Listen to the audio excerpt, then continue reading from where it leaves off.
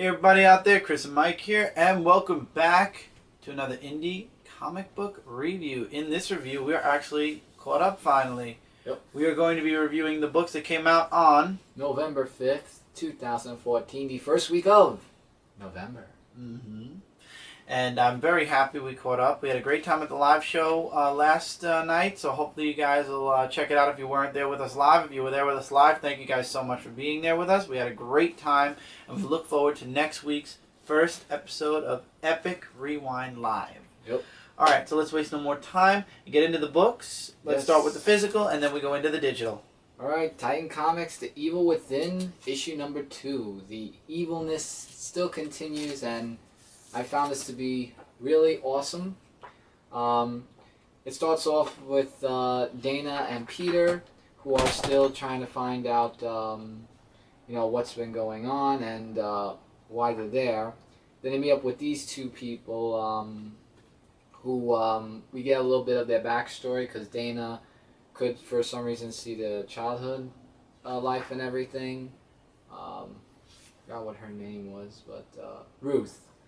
And was a sad story. Here's some artwork, which looks a little bit better, not that sketchy like the first issue was, and talks about how it was her father trying to take care of her, and then it goes into other stuff, and this woman that's covered in blood chases them. Like, remember the first issue was that guy, now in this one it's this six-legged woman freak that's in blood and everything, and they're trying to run away, and they're on a bridge trying to get away. Someone dies, and if you want to know, you'll have to find out in this comic issue.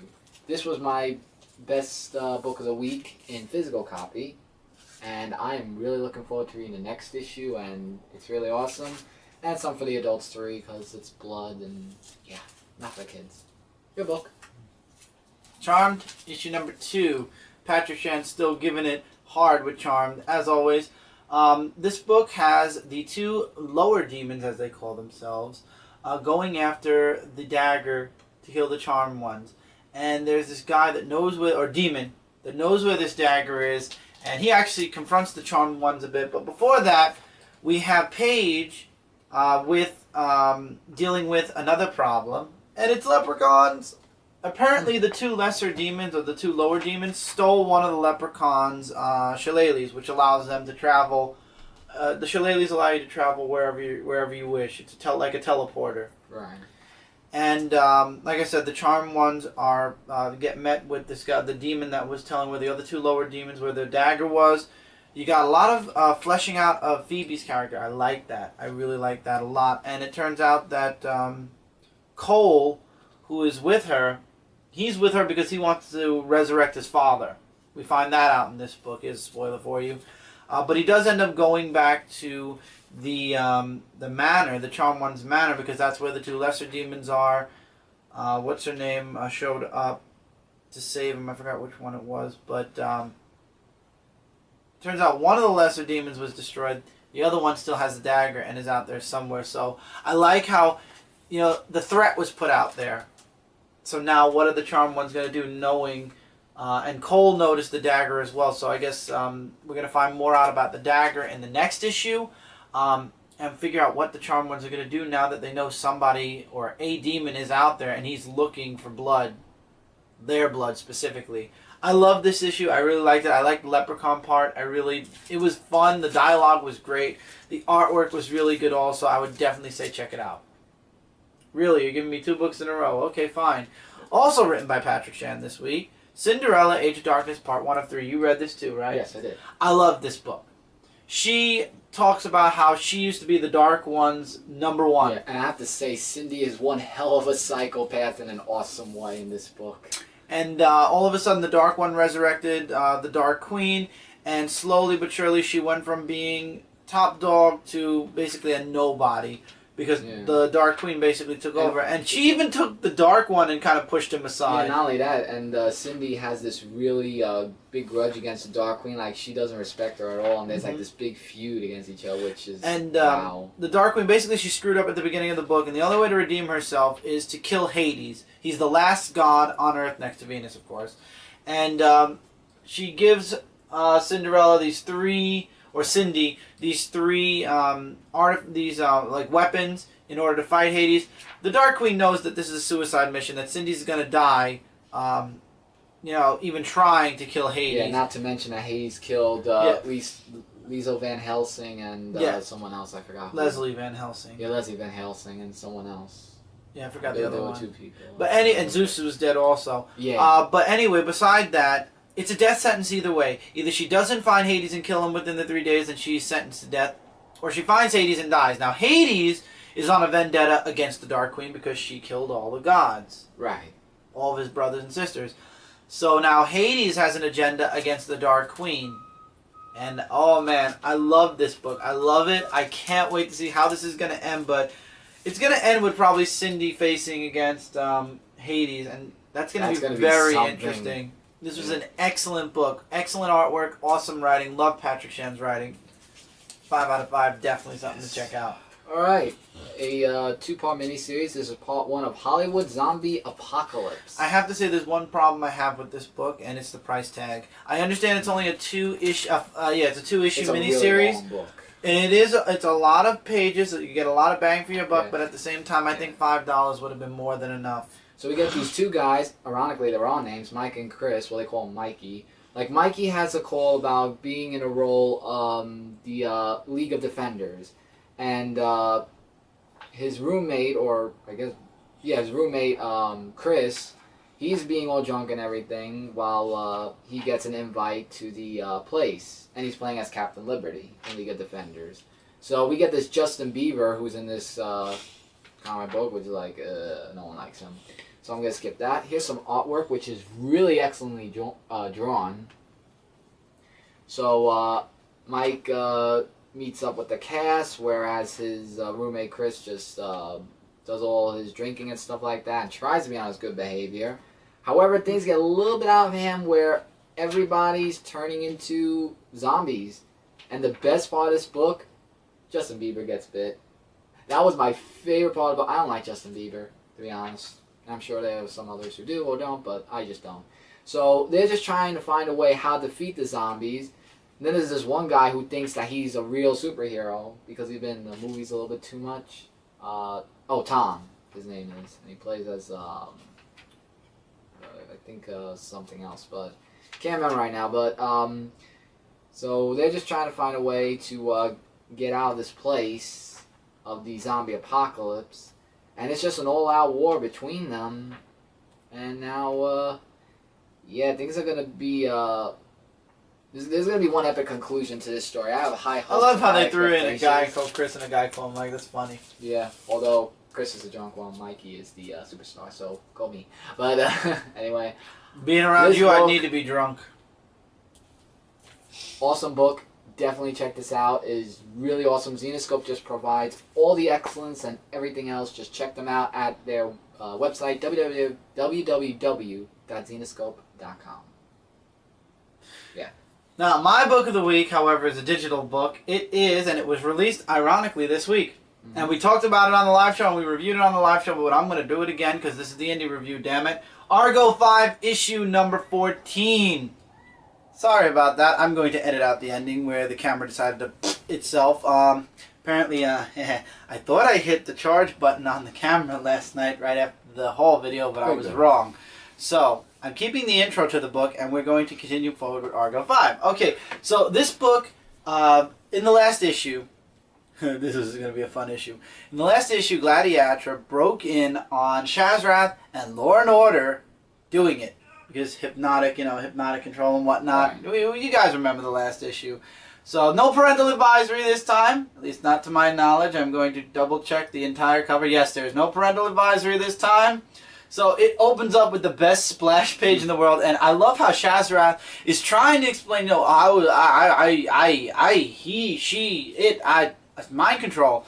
And she turns to Law and Order and she's like, well, and she gives this big, evil grin, and she's like, I don't know what he's talking about. And she just zooms out, and Shazrath's like, why would you do that? Why would you lie? And she's like, am I really lying? You're a god. How can a god have how is a god able to be even hypnotized? Deep down, you could have broken out of that hypnotic trance if you wanted to. And he's kind of sitting there second guessing himself. And there's the whole thing going on with Kassir and I forgot the guy's name. Iblis, who wants to basically force her into having a master or being his what do you call it, slave, so to speak, because all genies are supposed to have masters. She's half human, half genie, so she doesn't need it. There's a Blue Dynamo. Yeah, it was a cool part in the middle with Blue Dynamo and Chain Reaction at a party. Love that. And then you got Gladiatra just, dealing with what happened, what she saw, and you even see Shazrat's very upset about what happened. And then I'm not going to say much about the ending because the ending definitely leads into the next issue, but let's just say I'm glad I'm not on Gladiatra's bad side, and I feel really bad for the giant monkey. Enough said. This book was an excellent read. I loved the artwork in this book, so I've got to give kudos to the artist in this book. Are there any pinups? Oh, yes. There's always pinups at the end of every Argo 5 issue, and every single one of these pinups is awesome. My favorite one, of course, has to go to Blue Dynamo, though, which I believe I know the artist for Blue Dynamo. I'm going to go back to the beginning and tell you guys. Okay, first of all, pencils for the book itself are by Mitchell. I'm sorry, I read it too fast. I'm used to seeing his name. Mitchell Mamie. I hope I'm saying it right. I'm sorry if I'm not. And the Blue Dynamo is by John Herbert.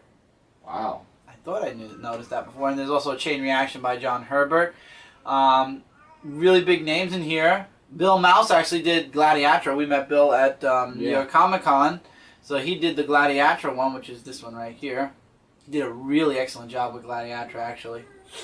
So, all in all, 5 out of 5 star book. I can't wait for the next issue. The ending definitely leaves a lot to, a lot to be desired. Very good. A huge cliffhanger to what's going to be happening next. And I am at the edge of my seat. So, I can't wait for the next issue. So, Dan, I know you're working on it. Work faster. I need this by next month. I'm sure he'll deliver the awesomeness in Argo. Yeah. As he always does. And Sorority of Power, words, for that too. Words cannot describe. Next week, Mike, we'll be doing Sorority of Power, which came out this week. Yes, I'm looking forward to reading that. But words cannot describe how much I really enjoy reading Argo 5 each and every time it comes out. So, guys, I highly recommend you check it out. It's at argocomics.com. You can get it at IndieCom. Why did the name leave me? By the way, that's argocomics.com. And there you'll be able to get your digital, physical, I think physical and or digital books, however you like it. And there's more. There's, like Mike said, Sorority of Power. There's the Law and Order one-shot. There's the Havoc Patrol one-shot. Pickle Man, for those of you that have kids. And the anthology. All right, going into other books this week. Honorable mention goes out to Garfield 31. And it's the Thanksgiving special, everybody. And I loved it. It was fun. The secondary story had, again, a different artist. Not too keen on it, but, of course, the ending with the classics and whatnot definitely made it worth it. And just like that, we had an interruption. Sorry about that. Well, so that's it. So that was Garfield. Enjoyed that a lot. Sorry. Apparently today is a busy day. We're not used to shooting on Saturdays anymore. We need to get this timing down. So we're now in Dynamite. So let's start with Solar Man of the Atom issue number 6, and this is actually his daughter. Book. Yeah, it focuses more on Erica in this story, and I have to say, Erica, she just doesn't first of all, she really just goes all negative on her father, like saying, I know what I'm doing and everything, I don't need your help and all that stuff. There's this weird looking gopher or whatever walrus that meets up with her that talks in a language that we can't understand. So then Solar is just telling her that, her father's telling her that there's so many things that are going on, and she has to focus on her powers. And it goes back to Erica's story where, back in her childhood, where, she had her times with her mother and her father. And when she was a kid, it looks right. like. But when she goes out to see this planet, there's just so much that happened there that you can't be saved, whatnot, and all that. But the artwork, I really love the artwork, and she gets so mad at her father, just saying, just get out, and he just goes after that. and fade away and all. But basically, her main objection is to fix the sun.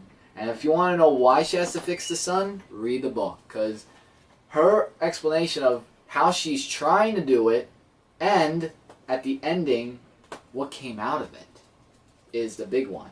After the whole explosion thing happened, and it's at the end page, Chris. I'm going! Yeah. So she fixes it, and that happens. Ooh. So that's something to look forward to in the next issue. So fixing the sun, that's a very hot thing to fix over there. Alright, now I got this book for my... First of all, I love the artwork in this book. It's #1. It's John Carter, the Warlord of Mars, issue #1. First one from Dynamite, I believe. I don't know what volume this is, but it's written by Ron Mars. You got art by Abhishek Malsuni. Right. Okay. And basically, yeah, alright. And it looks like it doubles up. I think that the print doubled itself up because every 2 pages repeated or every 3 pages repeated, if I'm not Something mistaken. like that. But basically, it starts off where this woman is being held captive by this person who we don't even know of. And there's this like weird looking caterpillar that comes in that could like a venom sort of type that makes her you know, like that gets her paralyzed. And then we get into this really amazing character, John Carter. Yeah, he's the main character. He's a warlord of Mars. Yeah. Right, and he's just fighting off against all these alien beings on you know, on Mars and everything, and that was just really amazing. And then she's trying to say, you know, John Carter, he'll come for me like he does, like he has each and every time I've been kidnapped. And I love this page right here, where he's just flying over the enemies and just ready to slash them all. And I forgot what his partner's name was. That Tarkus. I think Tarkus or something like that. But anyway, John Carter's like, you stay here and fight off. I have to go check out what's going on in this spaceship that was up above. And lo and behold, he brings the ship down and everyone's been saved. But now he has to save someone. The princess. I think she's the a princess. princess, I don't know I if think. she's... Or something like that. And we find out in the end who this guy is that was underneath the whole Her gimmick husband, and yeah, it's everything. John Carter's wife. Yeah. And that's who it was. So, should I say what the guy's name is?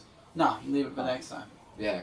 Because that's going to be for the next issue, and he looks familiar, like I've seen him before. So you must have liked this issue if you... Yeah, it was really adventurous, and, you know, with battles and aliens and stuff like that, it's going to be awesome.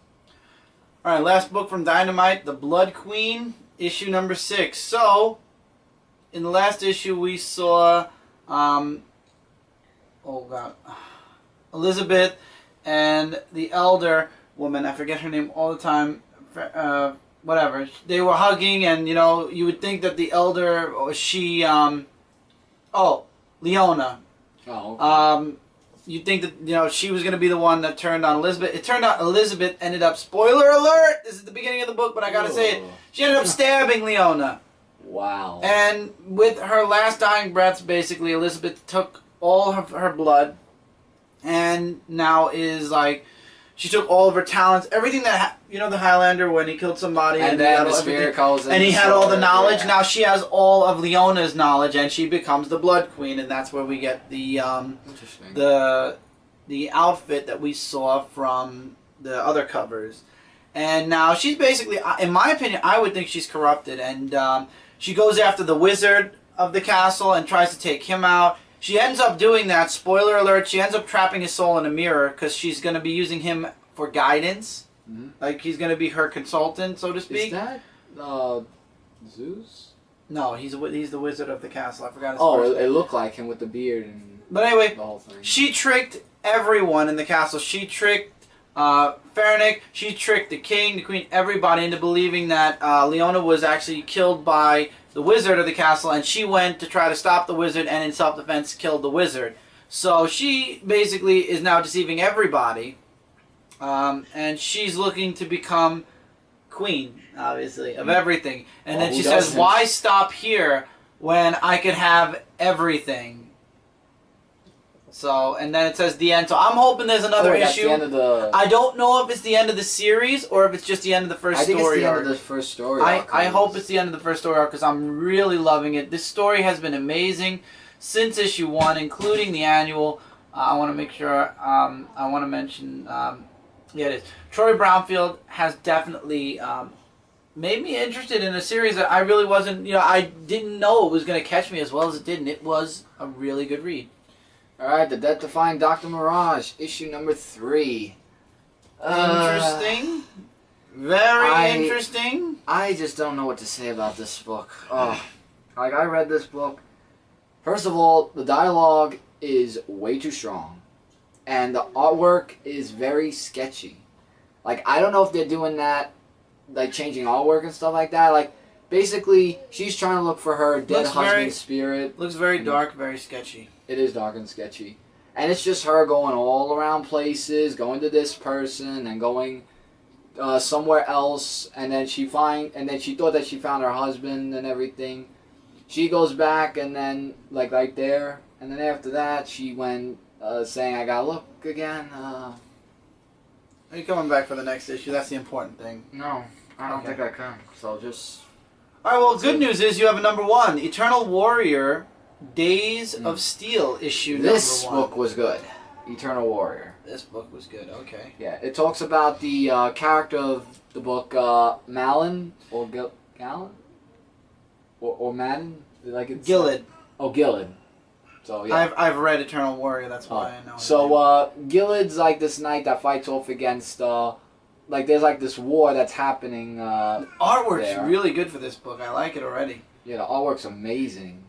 And as the issue continues, there's like this whole thing where, I forgot what his name was, where he's just killing people, and then it focuses more on Gillid. Or Gillid. Why do I keep saying Gallon? Gillid trying to, save and everything. So he talks with this crow and just, there's like this something about a child that's underneath the blood moon, and something about that he has to go and look for. So he sets off on his adventure to go find this child underneath the blood moon, and he's just saying that the crow is probably just lying because there's no such thing.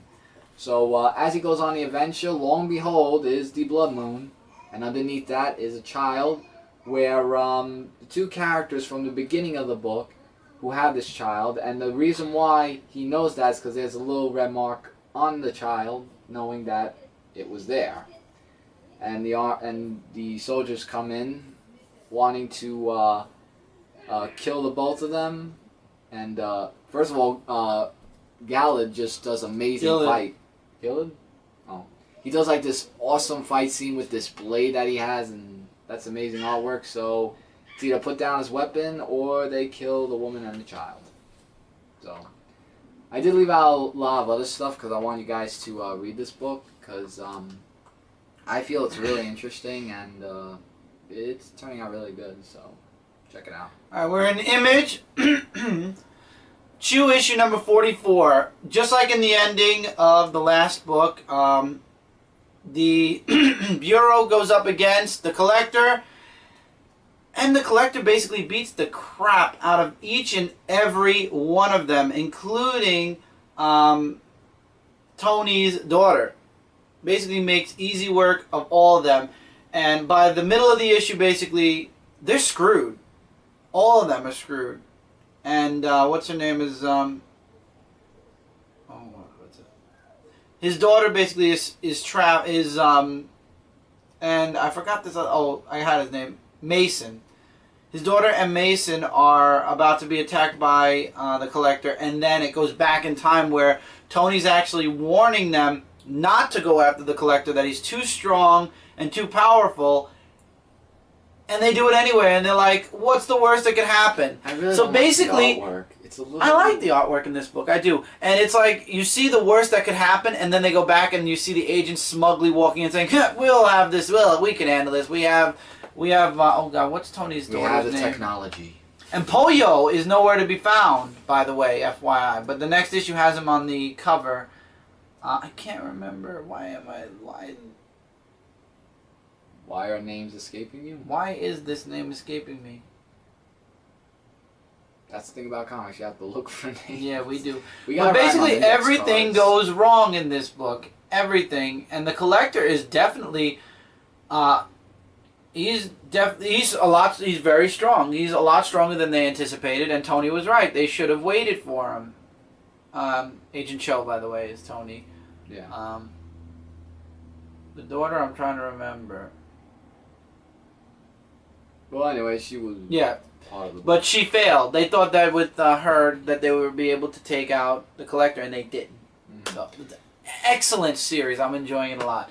All right. Next we got Tech Jacket issue number 5 that Mike read. Go ahead. Yes. So Tech Jacket still goes back to where I forgot what his name was. Like, who wants to sign over? Nicholas. Yeah, Nicholas wants his Tech Jacket so that way. Of course, he can take over the world, and they don't know that. They just want to do it just so they could save their son, who is actually still on the planet with the Tech Jacket, and it's really amazing. Like, we get a little inside story of how the Tech Jacket talks to him, and I really like that part of the story.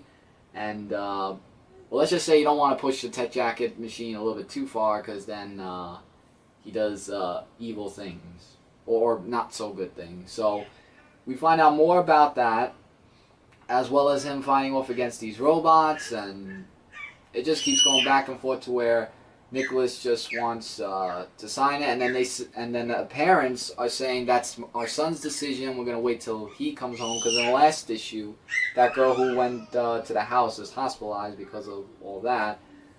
The ending part is the really interesting part that is in a bit of a... Let's just say it looks like they're going to be getting that jacket whether they want it or not.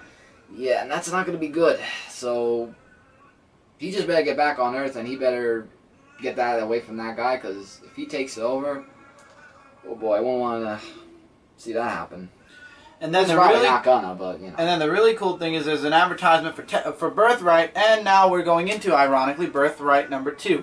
So we now know what might have happened to Mikey. We don't know yet. The parents are still kind of in disbelief that that's Mikey. They don't believe this guy. They think this guy killed Mikey, and then in his psychotic mind made up the story about himself being Mikey and everything. And then the FBI agent takes him into this room where there's all these weapons that this guy had. And there's no way these are earthly weapons. I mean, there are swords and maces and shields and hammers and axes. And, that one's cool. Yeah. Long story short, the brother says, you know what, let me take a chance. Let me go in and talk to this guy and get the truth out of him. If he's Mikey, I'll be able to find out. And this voice, because we found out at the end of the last issue, spoiler alert, that Mikey, if this is Mikey, is being controlled by this Dark Lord, and he's supposed to gain everybody's trust and then basically take the world over, or allow him to come through somehow. So he tells his brother this story when he first showed up in the realm, where he didn't even want to hold a sword. He didn't believe in holding swords. He was still a little boy. This was like right after he disappeared. Right. And he's supposedly this prophesized great hero, and this other guy, Raya, not Raya, Raya's the angel. I forgot the other guy, Rook. Sets this thing up to make it look like, you know, Mikey is being worshipped, and, you know, trying to build the boy up to being a great hero, because that's what he doesn't want to be. All he's thinking is he wants to go home. And, of course, the brother doesn't believe him. He's ready to walk out, and that's when Mikey mentions a story from their past about a scar he has. I'm not going to say how that happens. And Mikey actually finds out that his parents are there, and he had enough. Wow, he breaks free from really the chains. He goes for his weapons, and actually the book concludes right where Mikey gets a hold of the weapon, and then it goes into a flashback where actually Mikey runs away as a kid. This book is an excellent book. Again, as I started to read, I couldn't put it down until I got to the end of the book. This was excellent. The artist draws amazing, in my opinion, and the story definitely has me hooked to see what's going to happen next, because Mikey is under the control of this dark entity. Obviously, he's a fallen hero, so he failed in the end. You are fallen something or other. Anyway, really good book. I enjoy it. I definitely would recommend you guys check it out. It's amazing. It's definitely going to be one of Image Comics' top sellers. Absolutely. This is I agree. my 'Cause I read guess. it too, and this was amazing. My prediction is that. All right, next we got Angel and Faith, Season 10, Issue number 8. Angel makes his decision about helping that witch friend of his. He's having nightmares, by the way, also. And Faith is going in with, what's that guy?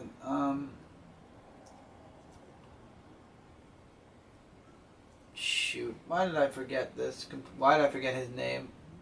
Riley, with Riley's wife, which she finds out, Faith finds out Riley has a wife, to save Riley because she's looking for absolution for all the bad stuff she's done in the past. So I'm keeping Angel parts out of this. You guys definitely should be reading this book. The artist is amazing for this book, by the way. So Angel tracks down the witch by the end of the issue, and like I said, he gives his decision to the woman. I'm not going to say what the decision was. Let's just say things don't go so well. And then we have Faith and Riley's wife going to the vampire's camp, but some of the hostages are missing. But Riley's still there, so they need to act fast, or else Riley is going to be a bye-bye.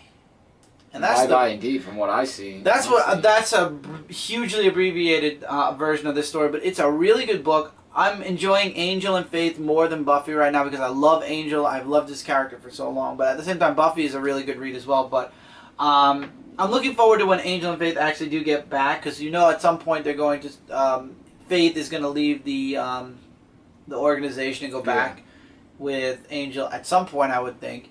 And I'm definitely looking forward to it. I can't wait for the next issue. Let's just hope for the better. Yes. And this is your last book? With a glare on the screen, too. Oh, sorry. With the window. Okay. Thing. Alien vs. Predator, Fire and Stone, issue 2 of 4. So Francis now is all alone on the ship with Eldon. And we find more out about what's going on with Eldon. So apparently the black sludge that Francis put in Eldon in the... I want to make sure it's a Prometheus book now, because it runs in between that. Yeah, the events of Prometheus lead into Alien vs. Predator. Alright, so, in Prometheus, what Francis did to Eldon, we're now seeing the effects. So Eldon is mutating or evolving into something more than what he was. He was a cyborg who now is a living being, and he controls the aliens. You got the Predators. We thought at the end of the last issue the Predator had killed Eldon. That wasn't the case. Apparently he can heal. And there's a huge fight between all the Predators, the aliens, and Eldon, which doesn't end well for one Predator, but something else happens to this Predator later on. We'll get to that. Yikes. But Francis actually releases something into the ship, which I'm not going to spoil what that is. But it turns out it reaches the Predator that was killed by Eldon, and let's just say something big happens to this Predator. And it's evolved. Let's just put it that way. So I think by the end of this book we're going to have the evolved Predator fighting or facing off against Eldon. But there's a problem with Eldon too, apparently. Turns out at the end of this book, Francis looks like he's about to be destroyed, and Eldon, something goes on with him and the aliens that doesn't look right. What? Yeah, so looks like everybody. It looks like everybody's in peril by the end of this issue, and oh boy, I can't wait for the next issue. I'm really excited to see this big picture. I know we're in issue 2s of all the series now, but you don't get that complete timeline story until you get to all the issue 4s, and I'm really enjoying it. I'm really loving Fire and Stone. I highly recommend you guys check that series out. I'll be doing a solo review of this on Comic Frontline probably sometime this weekend. And with that, that is it for this indie review, guys. Yep. Forgive us if we were a little on this episode. We did 3 indie reviews in 1 week. We are officially caught up. These are the books that came out this past Wednesday, only a few days ago. It only took us a year and a half to catch up. Exactly. So now I just have to catch up on the descriptions, and then we're all golden. Yeah. But anyway, do it again. It's half on you. The indie reviews were made so you would have books. I was only joking. I would shut up then instead of being smart. Don't forget to check out Comic Related, Comic Frontline Zone 4 Podcast, Frontline Gaming Zone. Altogether, we are your number one source for comic related news, reviews, and a whole bunch more. Look forward to the Epic Rewind first episode this coming Friday. Yep. It's going to be big.